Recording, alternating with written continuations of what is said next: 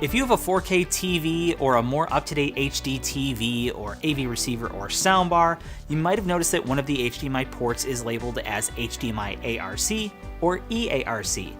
So what is the purpose of this new technology acronym?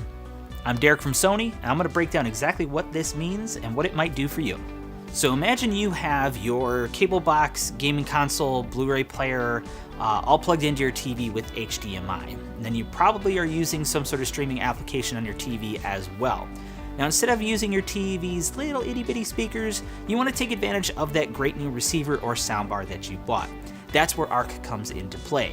With the audio return channel, it allows you to use one HDMI cable to send that audio from the TV out into your soundbar or your receiver to make things very easy. So prior to HDMI ARC, sometimes you would have multiple cables plugging in between your audio device and your video device. One cable to carry the video signal and another cable to carry your audio signal.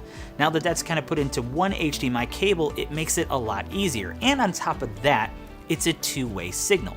So take, for example, if you have an AV receiver and you have your video devices plugged into it. Now it's very simple for the AV receiver to then send the video out to the TV, no problem keeping it simple. However, a lot of people now tend to stream directly from applications on their TV. And that's the great thing about eARC, is that now with that same single connection cable, you can then send your audio from your TV out into your receiver. So it's a nice, convenient, less cluttered way to get a two-way path of video and audio. So in addition to just sending a video or audio signal, the HDMI ARC can actually send a communication signal or a data information signal, which is great because in that sense, you can just turn your TV on and it will then send a signal to your audio device to also power on. In a lot of cases as well, you can just control the volume by using the TV remote to control your audio system as well. And one final note on HDMI ARC is that your current HDMI cables should work just fine for that. But if you are looking to get into the features of eARC, which I'm about to talk about, you may need to update your cables, so let's just use this segue to go right on into that.